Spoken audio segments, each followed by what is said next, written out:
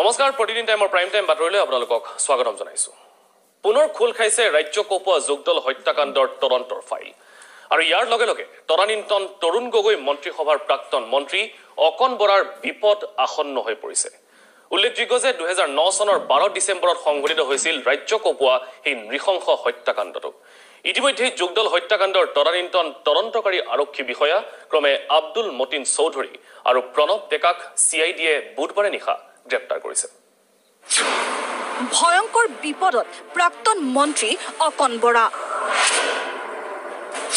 সুদীৰ্ঘ 8 বছৰৰ মূৰত খোল খালে ৰাজ্য কপোৱা যোগদল হত্যাকাণ্ডৰ কেছ ডায়েৰী। ইতিমধ্যে CIDৰ জালত পৰা তদানীন্তন তদন্তকাৰী আৰক্ষী বিষয়াদ্বয় আব্দুল মতিন চৌধুৰী আৰু প্ৰণৱ ডেকাক CIDয়ে বুধবাৰে নিশা গ্ৰেপ্তাৰ কৰাৰ পিছতে বিপদ বাঢ়িছে যোগদল হত্যাকাণ্ডৰ অন্যতম অভিযুক্ত প্ৰাক্তন মন্ত্ৰী অকন বৰাৰ। ন্যায় বিচাৰি হাহাকাৰ হৰকান্ত দলৈৰ হতভগীয়া পৰিয়ালবৰ্গৰ। আজি আমাৰ 8 বছৰে হ'ল হৰকান্ত দলৈ মৰা, গতিকে কি কৰিম এতিয়া? যদি এই দুজন ধৰা পৰিছে, সিহঁতক ফাঁচি দিয়ক আৰু কি কৰিম, আৰু লগত আছে সেইবিলাক বিচাৰ কৰক। অতদিনে গাবদি ৰখা তদন্ত প্ৰক্ৰিয়া আৰম্ভ হোৱাৰ পিছতে প্ৰাক্তন মন্ত্ৰী অকন বৰাৰ ৰঙাঘৰৰ পথ প্ৰশস্ত হোৱাৰ দাবী খোদ সাহসীয় পক্ষৰ দিছপুৰ সমষ্টিৰ বিধায়ক অতুল বৰাৰ। আৰম্ভণি খুব ভাল হৈছে আৰু শেষটোও ভাল হ'ব বুলি মই আশা কৰিছোঁ। এই আচল অপৰাধী কোন জড়িত হৈছে, কিমান টকাৰ লেনদেন হৈছে, এই গোটেইখিনি। আৰু এইফালে আপোনালোকে জানে যে বাইদেউ হোটেলত 9 লাখ টকা নে 10 লাখ টকা লেনদেন হৈছিল। সেইখনো কিন্তু অকন বৰা মানুহে এদিন গৈ পেলাই জ্বলাই দিছিলে, সাক্ষী দিনে। 2009 বৰ্ষৰ 12 ডিচেম্বৰৰ নিশা শিশুসহ হৰকান্ত দলৈৰ 6জনীয়া পৰিয়ালৰ চিহ্ন মুণ্ড উদ্ধাৰৰ পিছতে চৌদিশে ব্যাপক চাঞ্চলৰ সৃষ্টি হৈছিল।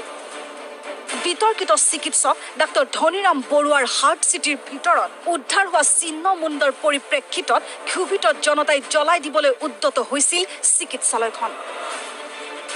কিন্তু ক্ৰমশ পোহৰলৈ আহিছিল ঘটনাৰ আঁৰৰ প্ৰকৃত ৰহস্য। হৰকান্ত দলৰ এই ভূখণ্ডত 5 ষ্টাৰ হোটেল নিৰ্মাণৰ পৰিকল্পনা, যি পৰিকল্পনা বাস্তৱায়িত কৰাৰ বাবে অত্যন্ত সুপৰিকল্পিতভাৱেই অতি নিষ্ঠুৰভাৱে হত্যা কৰা হৈছিল হৰকান্ত দলৰ পৰিয়ালবৰ্গক। নিজৰ ভোটাৰক হত্যা কৰি 5 ষ্টাৰ হোটেল খোলাৰ পৰিকল্পনা, এইটো পৃথিৱীত কোনো পলিটিচিয়ানে কৰিছে বুলি মই মনে নধৰে।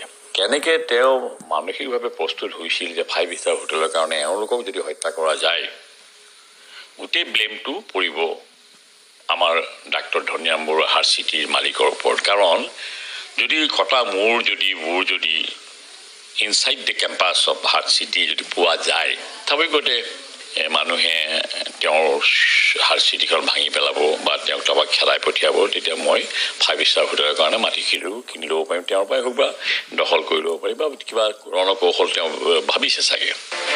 তদন্ত প্ৰক্ৰিয়াৰ আওতাত তদানীন্তন তৰুণ গগৈ মন্ত্ৰীসভাৰ কেবিনেট মন্ত্ৰী অকন বৰাৰ নাম সোমোৱাৰ পিছত স্থবিৰ হৈ পৰিছিল তদন্ত প্ৰক্ৰিয়া। অকন বৰাৰ নাম যি মুহূৰ্তত ওলালে, তাৰ পাছত গোটেই তদন্তৰ প্ৰক্ৰিয়া অতি লেহেমীয়া হ'ল। আৰু তাৰ পাছত গোটেই সাক্ষী, গোটেই তথ্য প্ৰমাণ নষ্ট কৰিবলৈ এক প্ৰচেষ্টা চলোৱা হ'ল। আৰু অৰ্জুন বৰদলৈ সমগ্ৰ ঘটনাটোৰ মূল অভিযুক্ত হিচাপে সেই সময়ত চিহ্নিত হৈছিল। আৰু অৰ্জুন বৰদলৈ 2012 চনৰ 5 ছেপ্টেম্বৰত নিশা নাজিৰাখাটৰ পাহাৰৰ মাজত তেওঁক হত্যা কৰা হ'ল। ৰাজনৈতিক হস্তক্ষেপত ঘটনাৰ তথ্য প্ৰমাণ নষ্ট কৰিবলৈ কুণ্ঠাবোধ কৰা নাছিল ধৃত এই 2 আৰক্ষী বিষয়াই। যোৱাকালি 2জনক আটক কৰা গৈছে। আমি ভাবোঁ যে অকল 2জন নহয়, ইয়াৰ লগত মূল অভিযুক্ত আছিল অকন বৰা, আমাৰ যোৱা বিধায়ক। তেখেতক অতি শীঘ্ৰে আটক কৰিব লাগে আৰু আটক কৰি ঘটনাটোৰ উচিত তদন্ত কৰি ন্যায় দিব লাগে। ধৃত 2 বিষয়াক জেৰাৰ প্ৰক্ৰিয়া আৰম্ভ হোৱাৰ পিছতে এই ৰাজনৈতিক হত্যাকাণ্ডৰ প্ৰতিটো দিশ উন্মোচিত হোৱাৰ সম্ভাৱনা প্ৰকট হৈছে। যিকোনো সময়ত জেৰাৰ সন্মুখীন হ'ব পাৰে এই হত্যাকাণ্ডৰ মূল অভিযুক্ত হিচাপে চিহ্নিত প্ৰাক্তন মন্ত্ৰী অকন বৰা। পিছে পুথি খলিখনক জালত পেলাই ৰৌ বৰালীক যদি আৰক্ষীয়ে তদন্তৰ আওতাৰ পৰা বাদ দিয়ে, তেনেহ'লে পুনৰ আধৰুৱা হৈ ৰ'ব যোগদল হত্যাকাণ্ডৰ তদন্ত। ন্যায়ৰ পৰা চিৰদিন বঞ্চিত হৈ ৰ'ব হৰকান্ত দলৈৰ হতভগীয়া পৰিয়ালবৰ্গ। ব্যুৰো ৰিপৰ্ট, প্ৰতিদিন টাইম।